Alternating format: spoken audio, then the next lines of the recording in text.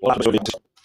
Hoje estou trazendo aí esse vídeo desse senhor que ele é um judeu e eu estou trazendo aí um estudo sobre os 10 mandamentos que para você que talvez algum dia já esteve na igreja adventista ou simplesmente gosta de ler e querer entender os 10 mandamentos, talvez você ainda não tenha escutado nada sobre essa questão que está sendo abordado. Mas eu falo uma coisa para você. Os mandamentos, eles são espirituais. Se você for botar os mandamentos como uma questão racional, tanto você quanto as pessoas que estiverem ao seu redor vão estar sempre em briga, tristes e nunca vão chegar a nenhum tipo de conclusão. Porque, espiritualmente falando, a carne, ela sempre vence o espírito. Por isso que eu volto a falar. Sejais espirituais. Os mandamentos é espiritual. O mandamento não é para você julgar, falar ou querer criticar alguém porque aquela pessoa, em algum momento da sua vida, deixou de praticar o mandamento. Mas o mandamento é espiritual. Para quando você ver algum problema, algum erro, alguma coisa que possa tirar sua paz e a paz da sua família, você lembrar do mandamento e falar: não farei, porque se eu fizer, Satanás vai ter autoridade, direitos e poderes sobre mim e minha família. Os mandamentos é para isso. É para você enxergar o errado e não praticar o errado. Mas observe o que esse Senhor está falando e preste atenção para que você não venha errar. O meu nome é Oliveira e, claro, eu te peço, se inscreva no canal agora, compartilha, dê um famoso like, faça menções e estude a Bíblia, pratique a lei, ensine a lei. Bom vídeo para você. Só não se esqueça. Se inscreva no canal, compartilhe e dê um like. Um abraço. Seja abençoado você e sua família.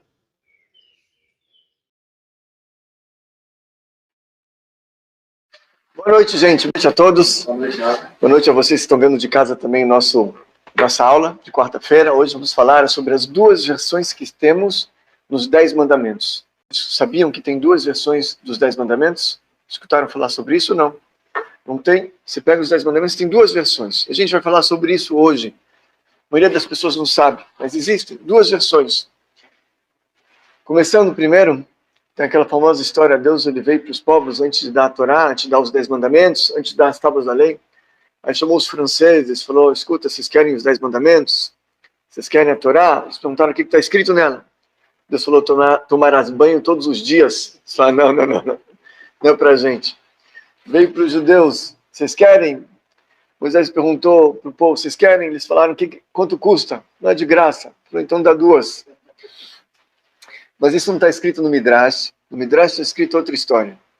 O Midrash conta que realmente Deus ofereceu a Torá, ofereceu para os outros povos. Ele primeiro chamou Esaú, Edom, Edomita, vocês querem a Torá? E o Esaú, na verdade, não era a pessoa do Esaú, era o anjo responsável pelo povo dos Edomitas. O anjo de Esaú lá em cima. Você quer a Torá? Ele perguntou: mas o que está escrito? E Deus respondeu: não matarás. Esaú falou: está escrito está escrito que eu vou viver com a espada, minha força está na espada, como não matarás? Então, não é para mim. Chamou os ismaelitas, o Ismael, e aí perguntou para o anjo dos ismaelitas: vocês querem a Torá? O anjo falou o que está escrito. Deus respondeu: não roubarás. O anjo falou: não é para mim, está escrito Yadoba Kol Yad Kolbo, que a mão do Ismael, ele era um ladrão, ele ficava surrupiando as pessoas, roubando as pessoas. Ele falou, não dá para mim, procura outro povo. Aí Deus perguntou para o povo judeu, vocês querem? Eles falaram, Naseh v'nishma, faremos, e depois vamos procurar entender. Primeiro de tudo, se vem do Senhor é bom, a gente vai cumprir. Podemos não entender tudo às vezes, mas veio de Hashem, veio de Deus, pode mandar. Vamos tentar depois entender o que está escrito, procurar entender as leis também, mas primeiro de tudo nós vamos guardar as leis, independente de quais elas sejam. E aí Deus entregou a Torá para o povo judeu. Tudo começou, na verdade, com Adão. Já uma história anterior a isso. Adão, ele foi ordenado a cumprir, de acordo com uma opinião, 6 mitzvot no paraíso. A 7ª foi entregue a Noé. Por quê? Das 7 mitzvot dos filhos de Noé, 6 já foram entregues para o Adão. Uma não era relevante. Qual delas? Não comer um órgão de um animal vivo. Por quê? Porque Adão era vegetariano. O primeiro ser carnívoro, o primeiro homem, ser humano carnívoro, foi Noé. Deus permitiu, após o dilúvio, que ele comesse animais. Abatesse e comesse frango, boi. Mas antes então, até então, por 1500 anos aproximadamente da história, o homem ele era herbívoro somente. Então não tinha sentido você ordenar o Adão não comer um órgão de animal vivo. Porém, existem controvérsias, existem outras opiniões no Talmud.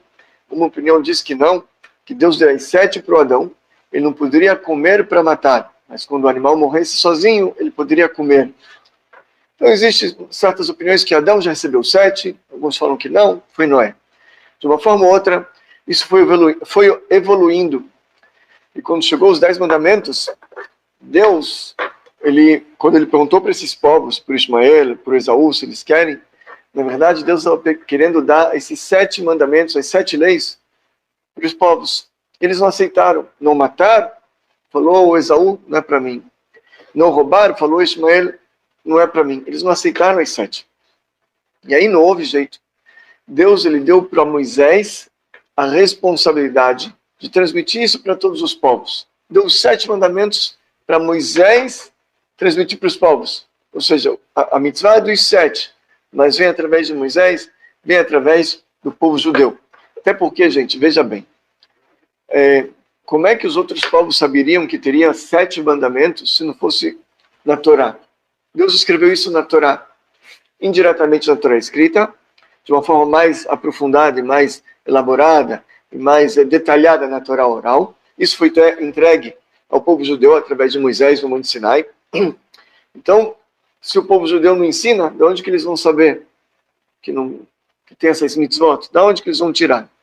Então, Deus entregou para os povos através de Moisés, através do povo judeu. Só que nesse momento, Deus transformou essas 7 leis de simplesmente moral e ética em algo religioso. Até então, um Benor que ele não matava era por moral e ética, para o mundo ser bom, para o mundo ser um mundo reticado, habitado. Quando Deus se revelou no Monte Sinai, entregou isso para Moisés, naquele momento esses preceitos se tornaram preceitos religiosos também. Um Benor, quando ele não faz um pecado dos seus 7, ou quando ele cumpre de uma forma positiva algum mandamento, então ele está trazendo santidade para o mundo. Assim escreve o Rebbe de Lubavitch em um dos seus discursos. Ele traz santidade para o mundo. Ele está se ligando com coisas sagradas. É algo religioso, isso virou. Até o ponto de que o Rebbe fala o seguinte: um Benor ele pode cumprir as 7 pela lógica, pelo moral, pela ética. Ele não mata porque não é moral, não é ético, não é correto. Ele pode cumprir as 7 somente pela lógica? Aí fala, pode. Mas aí, o Maimonides fala que ele não é um sábio. O correto, o melhor, e o Rebbe sempre ele colocava aqui, para as pessoas cumprirem pela parte religiosa. Por quê? Você pega, por exemplo, o povo alemão. Os alemães, lá na Alemanha, foi o berço do iluminismo. De lá, eles colocavam num patamar muito elevado, davam muita importância à inteligência, à lógica, estudos acadêmicos. Eles colocavam isso em primeiro lugar. Eles foram tão assim racionais e lógicos que com essa lógica deles, eles mataram 6 milhões de judeus. Por quê? Porque a lógica deles era que um judeu e um inseto, uma barata é a mesma coisa. Eles precisam purificar o mundo com uma raça. Então virou como se fosse mitzvah, vai deles, para matar. Então o Rebbe fala, a gente não pode não matar, porque não se deve matar pela lógica, mas sim por preceitos religiosos. Mas, onde eu queria chegar, gente? Eu queria chegar é que quando Deus deu as tábuas da lei e falou os 10 mandamentos no Monte Sinai, quando a gente tem isso escrito 2 vezes na Torá. A primeira vez em Êxodos 20, em Shemot, porção de Jetro. Lá Deus se revela e fala os 10 mandamentos pela primeira vez. E a segunda é no nosso livro, na nossa porção da Torá, nossa Parashá, Parashat Bet Hanan, Deuteronômio 5, onde aqui Moisés ele começa, as 5 semanas antes do seu falecimento, ele começa a voltar vários trechos da Torá, ele começa a lembrar o povo judeu de vários aspectos importantes antes deles entrarem na Terra Prometida. Isso aconteceu 5 semanas antes dele falecer, ele começou a explicar no primeiro dia de Shvat, ele começou a explicar a Torá, ele trouxe as partes mais principais, falou do Shema Israel, ele fala também, ele repete os 10 mandamentos. E quando a gente vê aqui os 10 mandamentos, a gente vê uma coisa muito interessante. A versão de Moisés, a segunda vez que aparece na Torá, quando Moisés fala, tem várias mudanças, várias diferenças entre o segundo e o primeiro. Kliakar, um dos comentaristas, ele traz 10 mudanças, Ibenez ele traz 12, ele fala tem mais, e tem várias mudanças, a gente vai ver hoje, eu quero abordar com vocês pelo menos 3, algumas menos aparentemente relevantes. Eu digo aparentemente porque cada letra da Torá é um mundo por si só. Mas aos nossos olhos é uma letra aqui, outra letra lá, mas tem alguns que eles são mais assim, pula nos olhos quando você lê isso. Você leu lá em Êxodos uma coisa, chega aqui, ops, isso aqui não estava escrito. De onde Moisés tirou isso aqui? O que quando Moisés fala para o povo, ele fala uma outra versão. Então, afinal de contas, qual foi a versão que Deus falou? A primeira ou a segunda? Moisés, não é possível que ele esqueceu e falou outra coisa. Não. Qual a versão correta e verdadeira? Então, por exemplo, vamos analisar essas 2 versões, e depois vamos aqui tentar dar uma explicação. Em primeiro lugar, no 4º mandamento. 4º mandamento, qual que é? Vocês podem me ajudar? Precisa estudar mais, gente. Só de casa, 4º mandamento. Pode postar aqui. Gente, 4º mandamento é o referente ao Shabat. Como é que fala esse 4º mandamento? Guardarás o dia de Shabat para santificá-lo? Então, essa é uma versão. Existe outra versão. Lembrarás o dia de Shabat para santificá-lo. Olha lá. Na primeira vez, quando Deus se revela no Monte Sinai, em Êxodos 20, lá está escrito, lembrarás o dia de Shabat para santificá-lo. Quando Moisés repete lá depois, lá em Deuteronômio, na nossa porção, o que ele fala? Guardarás o dia de Shabat. Ué, eu preciso lembrar, eu preciso guardar. Como assim? E qual a diferença?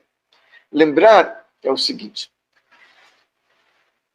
Vou fazer uma pergunta para vocês. Vocês conhecem algum povo que ele guarda 8 dias de semana, ou 6 dias, ou 10 dias?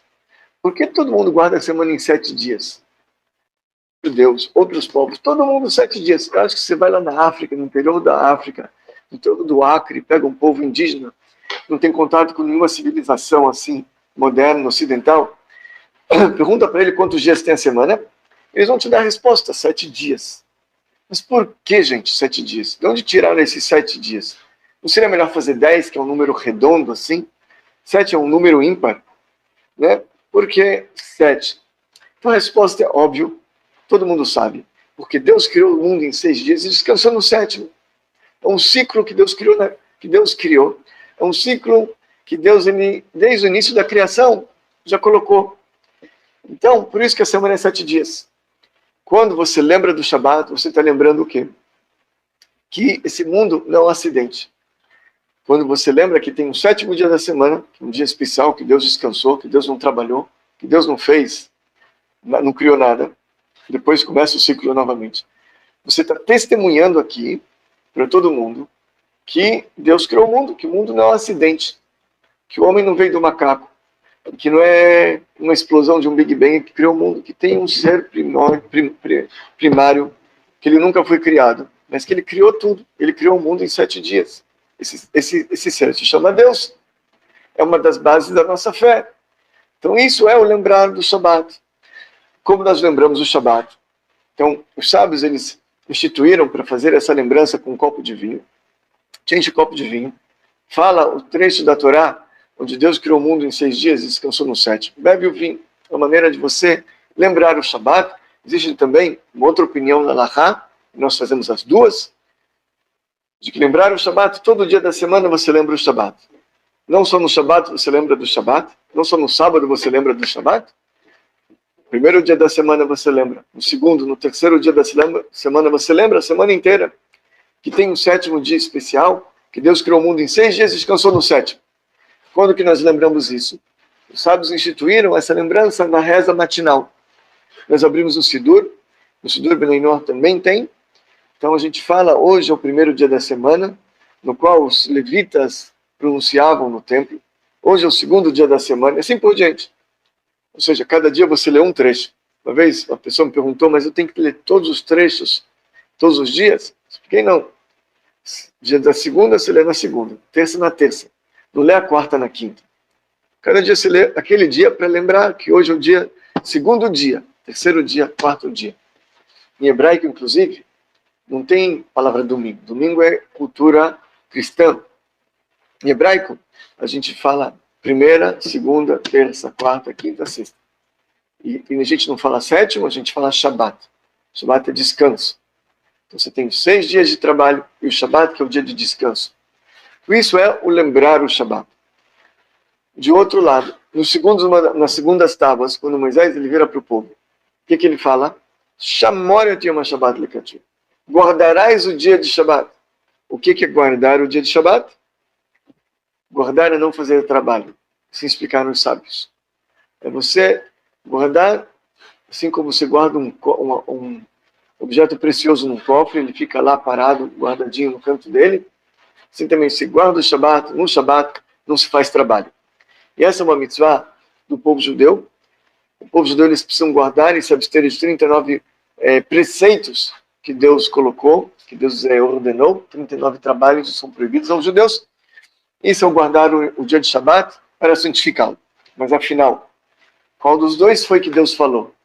Lembrar ou guardar? Então existe um comentarista, aliás, alguns comentaristas que eles falam simples. Está escrito nos Salmos, Salmo 62, versículo 12. Achat diber Elokim, shtaim zu shamati, kios lelokim. Deus falou uma, eu escutei duas, porque Deus tem a força. Como assim Deus falou uma e nós escutamos duas? Então eles explicam assim, um ser humano, quando ele fala algo, ele não consegue falar outra coisa. Ele só consegue falar uma coisa de cada vez. Ele consegue pronunciar um som de cada vez. Ele não consegue falar o A e o B ao mesmo tempo. Nós não conseguimos assobiar e chupacana ao mesmo tempo, não é mesmo? Você faz um ou outro. Mas Deus ele não está limitado com isso. Deus ele pode falar duas coisas ao mesmo tempo. Não é nem mais que banda larga, né? Banda larga, você pega uns filmes na internet, começa a dar download, 2, 3, 4 downloads ao mesmo tempo, né? Só que não é que é ao mesmo tempo, é tão rápido que você não percebe.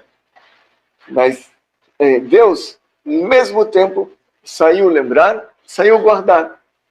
Deus falou um, eu escutei duas.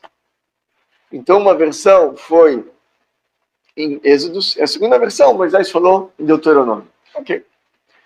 Então, isso é uma das explicações, um dos comentários baseados nesse Salmo 62, Salmo capítulo 62, versículo 12. Deus falou uma, eu escutei duas. Tudo bem. Vamos lá. Segunda diferença. Segunda diferença é ainda nessa quarta, que eu queria mostrar para vocês, nessa quarta lei. Nas primeiras tábuas eu vou ler para vocês o seguinte. Lembrarás o dia de Shabat para santificá-lo. 6 dias trabalharás e farás todo o seu trabalho. E no 7º dia, Shabat para o eterno vosso Deus, não farás qualquer trabalho, você, o seu filho, a sua filha, o seu servo, a sua ama, o seu animal e o seu prosélito que estiver junto contigo. Por que não farás trabalho? Explica aqui a Torá que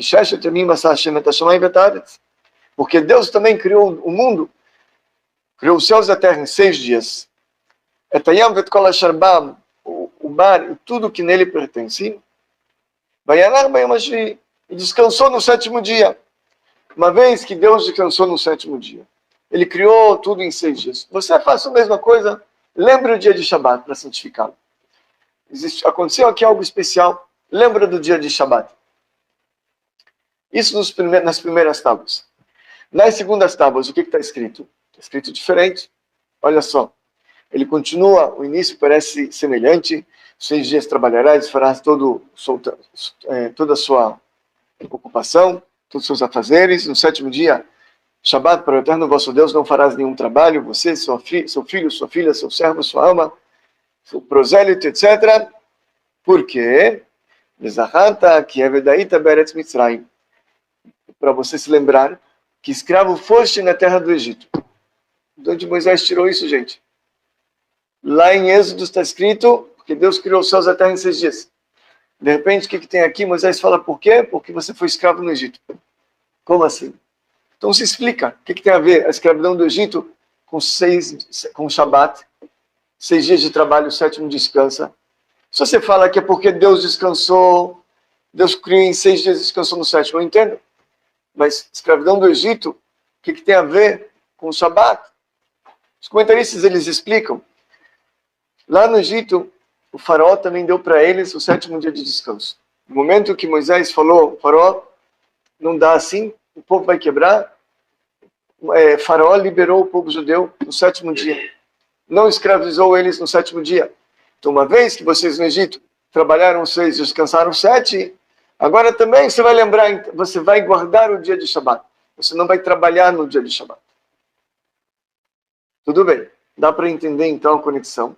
Quando é trabalho, a gente lembra do trabalho do Egito, que a gente não trabalhou. Mas, outra vez, qual dos dois Deus falou? Podemos dar a resposta lá dos Salmos, que Deus falou os dois ao mesmo tempo, tudo bem. Mas, talvez tenha alguma outra coisa por trás disso, que a gente vai ver também daqui a pouco. Mais uma diferença que nós temos aqui é no último mandamento. No último mandamento ele traz aqui, Lotarmod Beitrecha, não desejarás a casa do seu amigo. Você não pode ficar olhando para ela e tentar desejar e fazer algo para conquistar aquela casa. A mitzvah significa o seguinte: você ficou com inveja, ele tem uma casa muito grande, você não. Então você vai lá e tenta comprar a casa dele. Ou ele tem uma Lotarmod Eshetrecha, não desejarás a mulher do seu próximo. Você tenta cobiçar, você tenta conquistar a mulher do próximo. Não pode. Então, assim fala o 10º mandamento, você não pode desejar a casa do seu próximo, não pode desejar a mulher do seu próximo, o escravo do seu próximo, a serva do seu próximo, o boi, o jumento e tudo o que ele tem. Você não pode desejar. Você não pode tentar pegar aquilo que ele tem. Ok? Mesmo tentando ir lá, se deseja, vai, compra e... Não, o que é dele, o que é teu é teu. Aquilo que Deus... Se Deus não te deu aquilo, é porque você não precisa daquilo. Você não pode desejar. Ou cobiçar. Acho que a palavra cobiçar aqui seria mais adequada. Isso nas primeiras tábuas. Não cobiçarás. Nas segundas tábuas, Moisés ele muda. O que está escrito? Lotitave beitrecha. Você não vai desejar. Na primeira é cobiçar. Na segunda é desejar. Qual a diferença entre cobiçar e desejar? Cobiçar, explicam os sábios, se é que a tradução está certa, tá? Mas em hebraico, pelo menos, o significado disso é: você vai fazer algum ato para conquistar aquilo que é do teu próximo. Você vai se esforçar para trazer para você aquilo que Deus abençoou o teu próximo. Isso é cobiçar. Desejar o que é? Explicam os sábios, é no coração. Então, nas segundas tábuas, Moisés ele vira para o povo e fala: gente, não é que vocês não podem ir lá pegar a esposa do próximo. Vocês não podem desejar no coração também. Vocês não podem passar isso em pensamento. Você tem que saber que a sua esposa é a mais bonita do mundo, da face da terra. Sua casa é a melhor que tem. Aqui dentro. Não somente ir lá cobiçar, tentar. Não. Aqui dentro também. Você vai estar tranquilo, porque aquilo que Deus te deu é a melhor coisa que existe para você. Então aqui Moisés ele aumenta o grau do mandamento de dedicação para Deus. Não só que você não pode fazer algo, você não pode também no coração desejar. Fala Moisés. De onde Moisés tirou outra vez? Por quê? Então aqui, gente, nós temos realmente algumas formas de explicar isso.